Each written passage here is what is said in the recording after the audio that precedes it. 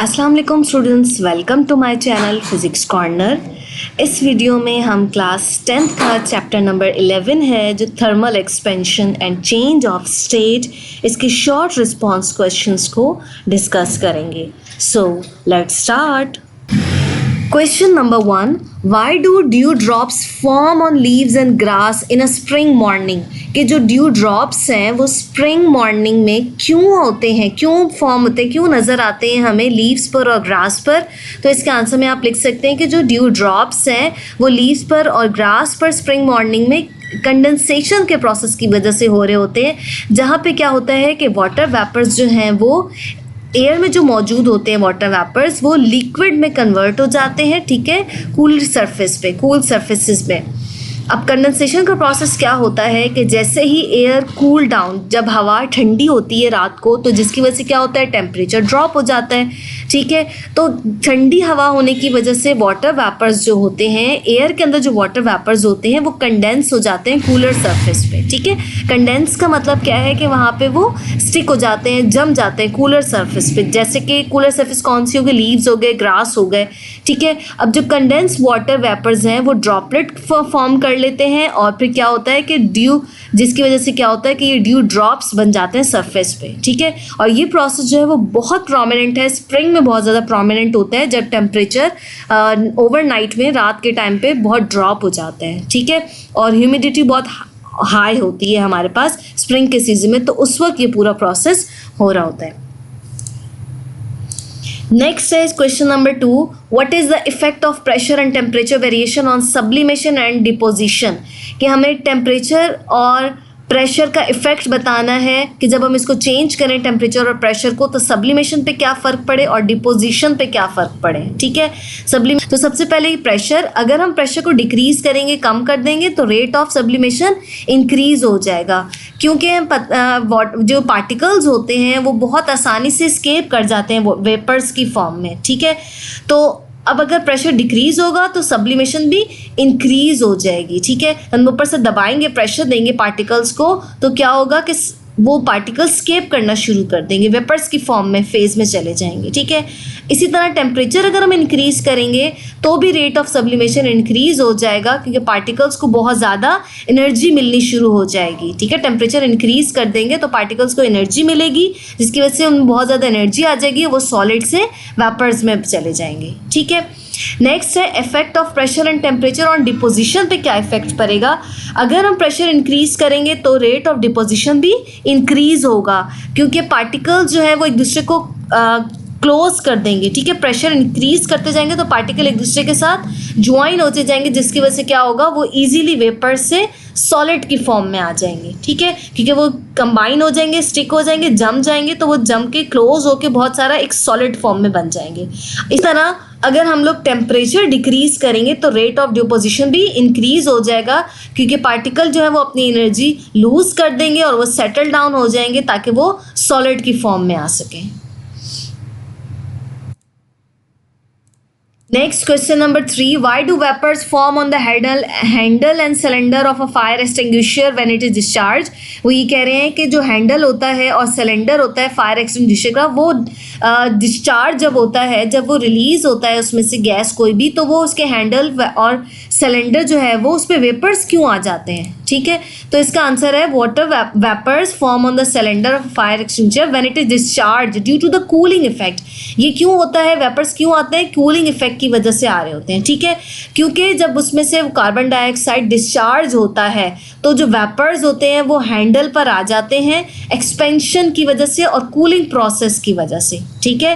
क्योंकि जो carbon dioxide है वो उसमें सॉलिड, जो कार्बन डाइऑक्साइड सिलेंडर में है वो कैसे स्टोर्ड है, वो एज ए लिक्विड स्टोर्ड है, लिक्विड की फॉर्म में कार्बन डाइऑक्साइड जो होता है वो एक्सटिंग्विशर के अंदर हाई प्रेशर पे स्टोर्ड होता है। तो जैसे ही वो रिलीज करेंगे तो प्रेशर ड्रॉप होगा, जिसकी वजह से कार्बन डाइऑक्साइड गैस बनकर बाहर निकलेगा, तो क्या होगा कि वो खुद ब खुद जो है वो कूल डाउन हो जाएगा, ठीक है, कूल डाउन हो जाएगी। गैस जो लिक्विड था वो ठंडी होकर गैस की फॉर्म में आके कूल डाउन कर देगी, जिसकी वजह से कार्बन डाइऑक्साइड जो है वो कंडेंस हो जाती है, जम जाती है कूलर सरफेसेस पे, कूलर ठंडी जगहों पे ऑफ द एक्सटिंग्विशर, जैसे कि हैंडल हो गया, सिलेंडर हो गया, leading to the formation of visible vapours, मतलब इसमें बहुत विजिबल हमें वेपर्स नज़र आ रहे होते हैं। ठीक है, तो इसमें पूरा इसकी समरी में आप लोग क्या लिख सकते हैं कि ये कूलिंग इफेक्ट की वजह से हो रहा होता है, वेपर्स इसलिए नज़र आते हैं कूलिंग इफेक्ट की वजह से। कार्बन डाइऑक्साइड जो है वो इसके अंदर एक्सटिंग्विशर के अंदर लिक्विड की फॉर्म में सेव होता है, बहुत हाई प्रेशर पे जैसे रिलीज़ करते हैं तो वो लिक्विड जो है वो गैस में कन्वर्ट हो जाती है और वो कूल हो जाती है, जिसकी वजह से क्या होता है कि वो उसके जो कुछ ड्रॉप्स होते हैं, उसके जो वेपर्स होते हैं वो हैंडल पर जम जाते हैं। नेक्स्ट है हमारे पास how does sweating help to cool our body during exercise, कि जो पसीना है वो हमारी बॉडी को जो पसीना आता है हमारी बॉडी में वो किस तरह से हमारी बॉडी को कूल डाउन करता है जब हम एक्सरसाइज कर रहे होते हैं। तो sweating cool the body during through the process called evaporative cooling. ठीक है, ये एक प्रोसेस है एवापोरेटिव कूलिंग, जिसमें क्या होता है कि when sweat evaporates from the skin, जब पसीना निकलता है आपकी स्किन से तो it absorb the heat from the body. ठीक है, तो वो क्या कर लेता है, वो पसीना जो होता है वो आपकी स्वेटिंग जो होती है वो हीट को एब्जॉर्ब कर लेती है आपकी बॉडी से, और जिसकी वजह से वो आपकी स्किन को और इंटरनल टेम्परेचर को मेंटेन रखती है या फिर लो कर देती है। अगर ऐसा ना हो तो आपका टेम्परेचर बॉडी का बहुत हाई हो सकता है, जिसकी वजह से आपको हार्ट अटैक जैसी डिजीजेस या ऐसी बीमारी हो सकती है। ठीक है, ये क्या करती है, बॉडी को हेल्प आउट करती है। ये प्रोसेस जो क्या होता है ये हेल्प आउट करता है बॉडी टेम्परेचर को और ओवर हीट होने से बचा लेता है। ठीक है, तो बाय एवापोरेटिंग द स्वेट, जब स्वेट एवापोरेट होता है तो बॉडी जो होती है वो एनर्जी लूज करती है, जिससे क्या होता है कि बॉडी का टेम्परेचर स्टेबल हो जाता है जब हम एक्सरसाइज कर रहे होते हैं। ठीक है, बहुत आसान है, आप इसको अपने वर्डिंग्स में भी लिख सकते हैं। नेक्स्ट क्वेश्चन क्या है कि consider the piece of metal initially at temperature 100, एक मेटल का पीस है x जो कि 100 पे है। It is placed on the heater, heater में रख दिया है, which is the providing heat at constant rate, जो कि हीट प्रोवाइड करती जा रही है until it reaches at the final temperature 400 पे पहुंच जाएगा। Metal has a melting point of 250 degree. ठीक है, तो मेल्टिंग का जो मेटल का जो मेल्टिंग पॉइंट है, मतलब जहाँ पे वो मेल्ट होना शुरू होगा वो 250 डिग्री होगा। अब क्या कहना है, ड्रॉ फर्स्ट पॉइंट में क्या कह रहे हैं, dot temperature time graph illustrating the change in temperature of a metal। Temperature time graph हमने यहाँ पे बनाना है, तो यहाँ मैंने ये ग्राफ ड्रॉ कर दिया है। ठीक है, बहुत इजी है। 100 डिग्री टेम्परेचर से मेटल जो है वो मेल्ट होना स्टार्ट हुआ है। ठीक है, हमने यहाँ पे इसको हीटिंग करना स्टार्ट कर दिया है, तो ये पॉइंट आया, इन्होंने ऊपर खुद ही कह दिया था कि metal has a melting point of 250, तो ये 250 का पॉइंट है जहाँ पे मेटल मेल्ट होना शुरू हो गया। लेकिन हम इसको हीट देते जा रहे हैं, तो जिसकी वजह से क्या होगा, ये 400 टेम्परेचर से तक पहुंच जाएगा। ठीक है, तो ये हमने इसका फर्स्ट पॉइंट में जो इसका टेम्परेचर टाइम ग्राफ है वो ड्रॉ किया है। ठीक है, सेकेंड पॉइंट पे वही कह रहे हैं कि examine the different metals Y, एक और मेटल को आप एग्जामाइन करें which is higher latent of fusion as compare to X, एक और मेटल है जिसका लेटेंट हीट ऑफ फ्यूजन जो है वो बहुत ज़्यादा है। आइडेंटिकल मेल्टिंग पॉइंट्स हैं, metal is product same supplies, describe how temperature time graph for metal Y differ from the metal X, कि ये टेम्परेचर टाइम ग्राफ एक्स से डिफरेंट कैसे होगा। ठीक है, तो इसके लिए हम यहाँ पे लिख देते हैं कि metal Y has a longer flat line 250। ठीक है, क्योंकि वहाँ पे क्या हुआ है कि मेल्टिंग पॉइंट स्टार्ट हो गया है, showing that more time is needed to melt during a high latent of fusion. अभी हमें इसको क्या करना है, और ज़्यादा टाइम चाहिए इसको मेल्ट होने के लिए। ठीक है, ये तो सिर्फ 250 वो पॉइंट था, 250 वो पॉइंट था जहाँ पे मेल्ट होना स्टार्ट हुआ है। ठीक है, तो वाई का भी मेल्टिंग पॉइंट वही है जो एक्स का था, कैपेसिटी भी इसकी सेम है, मतलब सेम हीट कैपेसिटी दे रहे हैं, same constant rate of heat energy जो हम सप्लाई करें वो भी सेम होगी। और metal Y has a higher latent of fusion, ये क्वेश्चन में उन्होंने बताया है कि वाई का जो लेटेंट हीट ऑफ फ्यूजन है वो हायर है एज कम्पेयर टू एक्स। अब ग्राफ पे क्या इफेक्ट पड़ेगा, तो हम सप्लाई करें वो भी सेम होगी। और metal Y has a higher latent of fusion, ये क्वेश्चन में उन्होंने बताया है कि वाई का जो लेटेंट हीट ऑफ फ्यूजन है वो हायर है एज कम्पेयर टू एक्स। अब ग्राफ पे क्या इफेक्ट पड़ेगा, so the flat part on the temperature is longer for metal wire because it requires more energy। ठीक है, तो उसको more energy चाहिए मेल्ट होने के लिए, तो 250 से लेके 400 तक वो और ज़्यादा मेल्ट होता जाएगा। ठीक है, समरी में क्या लिख सकते हैं कि वो जो डिफरेंस जो है इसमें कि longer for metal Y due to the greater latent of fusion. ठीक है, मेल्टिंग पॉइंट इसको मेल्टिंग टाइम इसका ज़्यादा क्यों है, क्योंकि वाई जो मेटल है उसका जो लेटेंट हीट ऑफ फ्यूजन है वो ग्रेटर है। Next 6th question, how does the pressure in a car tyre change during a long drive on a hot day, के जो प्रेशर है कार टायर का वो चेंज क्यों हो जाता है जब हम लॉन्ग ड्राइव पे जाते हैं तो, ठीक है। तो during a long drive the pressure inside the car tyre generally increase due to the heating of the air within the tyre. वो कह रहे हैं कि जो कार का जो टायर है उसका जो प्रेशर है वो इंक्रीज हो जाता है, किसकी वजह से? हीट की वजह से। जो बाहर हमारे पास टेम्परेचर होता है, हीटिंग का, अगर बहुत ज़्यादा गर्मी हो रही है तो हीटिंग जो एयर में हीट होती है उसकी वजह से प्रेशर जो होता है इनसाइड का टायर का वो क्या होता है? इंक्रीज हो जाता है, जिसकी वजह से क्या होता है कि प्रेशर भी इंक्रीज होता है और हॉट डेज में, ठीक है। तो इट इज़ इसेंशियल, बहुत ज़रूरी है कि हम प्रेशर जो है वो टायर का चेक कर लें, रेगुलरली चेक करते रहें, स्पेशली कब? जब हम बहुत लॉन्ग ड्राइव पे जा रहे हों, ठीक है, या फिर एक्सट्रीम टेम्परेचर हो, बहुत हाई टेम्परेचर हो, तो हम चेक करते रहें बार बार प्रेशर टायर का कितना है। Next question number 7. How does understanding the thermal expansion help to prevent the cracks in the sidewalks during hot weather? ठीक है जी, जब भी गर्म वेदर होता है तो साइड वॉक्स में अक्सर ये किस तरह से जो साइड क्रैक्स हैं ये किस तरह से हेल्प आउट करते हैं, ठीक है, थर्मल एक्सपेंशन को। तो इसके लिए हम क्या यहाँ पे लिख सकते हैं कि understanding the thermal expansion and contraction it help to side tracks by allow for plan breaks call expansion joints. ये जो इसके अंदर जॉइंट्स होते हैं, ठीक है, तो ये क्या करते हैं? ये movement of concrete that accommodate the more expand content due temperature change. जैसे जैसे टेम्परेचर चेंज होता जाता है तो जिसके अंदर कंक्रीट यूज़ हो रहा है या जो भी मटेरियल यूज़ हो रहा है वो एक्सपेंड और कॉन्ट्रैक्ट होता है, ठीक है। इस जॉइंट्स अलाउ द साइडवॉक, ये जो जॉइंट्स होते हैं ये साइडवॉक को अलाउ करते हैं to move without developing internal stress नहीं देते, जिसकी वजह से क्या होता है कि क्रैकिंग हो जाती है। इसके अंदर जो रोड पे क्या होता है? क्रैक्स नजर आ रहे होते हैं, ठीक है। By accounting thermal expansion sidewalk can be design to withstand temperature fluctuation, कि साइडवॉक्स जो है वो इस तरह से डिज़ाइन करनी चाहिए ताकि टेम्परेचर के फ्लक्चुएशन से उनको कोई फ़र्क ना पड़े, ठीक है। Reducing the likelihood of cracks and damage, के जो क्रैक्स हैं और डैमेजेस हैं साइडवॉक्स में होते हैं वो कम से कम हो सकें, ठीक है। तो साइडवॉक को इस तरह डिज़ाइन करना चाहिए तो टेम्परेचर को देख के, क्योंकि मैंने पहले ही बताया कि टेम्परेचर जैसे ही चेंज होता है तो ये जो मटेरियल है वो कब एक्सपेंड भी हो सकता है और कॉन्ट्रैक्ट भी हो सकता है।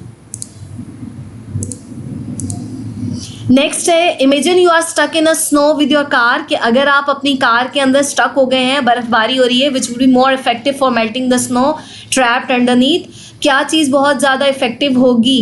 पॉट ऑफ हॉट वाटर या फिर हाई पावर्ड लैम्प। तो यहाँ पे क्या है कि अ pot of hot water will be more effective for melting the snow. जो पॉट है गर्म पानी का वो बहुत ज़्यादा इफेक्टिव होगा स्नो को मेल्ट करने में, ठीक है। This is because hot water transfer heat directly through conduction, जिसकी वजह से क्या ये क्यों होता है, किस वजह से होता है? क्योंकि हॉट वाटर जो है वो हीट डायरेक्टली ट्रांसफ़र करती है, ठीक है, कंडक्शन के प्रोसेस में, और ये इमीडिएट कांटेक्ट करेगी स्नो के साथ और इसका टेम्परेचर जो है वो राइज होना शुरू हो जाएगा। The thermal energy is efficiently absorb, जो एनर्जी है इसके अंदर वो भी एब्जॉर्ब होगी, causing the snow to melt quickly. तो जिसकी वजह से क्या होगा? जो स्नो है वो जल्दी जल्दी मेल्ट होना शुरू हो जाएगी। In contrast a high powered length relies on the radiant heat which is less effective on penetrating through source. जो उन्होंने ऊपर कहा है ना कि हाई पावर हीट लैम्प ये जो है ये बहुत ज़्यादा इफेक्टिव नहीं है, ठीक है, और ये पेनिट्रेट नहीं करता स्नो में से, ठीक है। स्नो में से पेनिट्रेट मतलब पास आउट नहीं करता, जिसकी वजह से क्या होगा? बहुत ज़्यादा टाइम लेगा ये सेम मेल्टिंग इफेक्ट के लिए, मतलब मेल्ट करने के लिए बहुत ज़्यादा टाइम ले लेगा जब भी कोल्ड कंडीशन होगी। तो therefore the pot of hot water more likely effective. तो पॉट ऑफ हॉट वाटर बहुत ज़्यादा इफेक्टिव है अगर हम कार के अंदर स्टक हो गए हैं, ठीक है, तो उसमें हम जो स्नो को अगर हमें मेल्ट करना है तो ये बहुत ज़्यादा इफेक्टिव होगा। ओके जी, क्वेश्चन नंबर 9 है how does the evaporation of water from a plants leave help to transport the water nutrients throughout the body. Evaporation का जो प्रोसेस है, एवापोरेशन ऑफ वाटर है प्लांट्स के जो लीव्स है वो किस तरह से ट्रांसपोर्ट में हेल्प आउट करती है, ठीक है, वाटर और न्यूट्रिएंट्स ट्रांसपोर्ट करने में, उसको भेजने में पूरे प्लांट में किस तरह से हेल्प आउट करता है। तो इसमें हम लिख सकते हैं the evaporation of water from plants leave known as transpiration. ये जो पूरा प्रोसेस होता है कि वाटर और न्यूट्रिएंट्स पूरे प्लांट्स तक पहुंचते हैं, इस प्रोसेस को कहते हैं ट्रांसपायरेशन। ये एक ऐसा मैकेनिज्म है for transporting the water and throughout the plants, ठीक है, पूरे प्लांट में चला जाता है as water evaporates from the leaves, जैसे ही वाटर जो एवापरेट होगा लीव्स से, it create the negative pressure in the leaf tissue, ये नेगेटिव प्रेशर क्रिएट करेगा, पुलिंग द वाटर अपवर्ड, वो पानी सारा जो है वो लीव्स में अपनी तरफ खींच लेता है, फ्रॉम द रूट्स के ज़रिए, ठीक है, थ्रू द जाइलम वेसल के ज़रिए। ये पूरा ट्रांसपोर्टेशन का प्रोसेस होता है जिसमें वाटर वेपर्स आते हैं लीव्स के ऊपर, वो फिर वापस रूट्स में चले जाते हैं और फिर रूट से जो वापस पूरे प्लांट में चले जाते हैं, ठीक है। This process facilitate the continue flow of water, जिसकी वजह से क्या होता है, ये पूरा प्रोसेस चलता रहता है, वाटर भी पहुंचता रहता है पूरे प्लांट को और न्यूट्रिएंट्स भी पहुंचते रहते हैं लीव्स, रूट्स से लीव्स तक, ठीक है। Supporting the plant growth and development, किस वजह से, ताकि प्लांट की ग्रोथ और डेवलपमेंट बहुत अच्छी हो सके। Next question number 10, why does adding ice to a cold drink it cool down more effective adding cold water, कि भाई हम ये क्वेश्चन में ये कह रहे हैं कि हम कोल्ड ड्रिंक के अंदर आइस ही क्यों डालते हैं, ठंडा पानी डाल दिया करें ताकि वो जल्दी ठंडी हो जाए। तो ये कह रहे हैं कि adding ice to a cold drink is more effective than adding cold water because ice absorb the significant amount of heat, क्योंकि आइस जो होती है वो बहुत ज़्यादा अमाउंट ऑफ हीट जो है वो एब्जॉर्ब कर लेती है, ठीक है। और ये क्या करती है, it changes from solid to liquid, और ये सॉलिड से लिक्विड में आ जाती है। दिस हीट एब्जॉर्प्शन, ये जो हीट का एब्जॉर्प्शन होती है, जो आइस एब्जॉर्ब कर रही होती है, इसको हम कहते हैं latent heat of fusion, is far greater than the heat absorb by the same amount of water as it warm up of 0 degree Celsius, ठीक है। तो ये प्रोसेस जो है वो बहुत ज़्यादा इफेक्टिव है।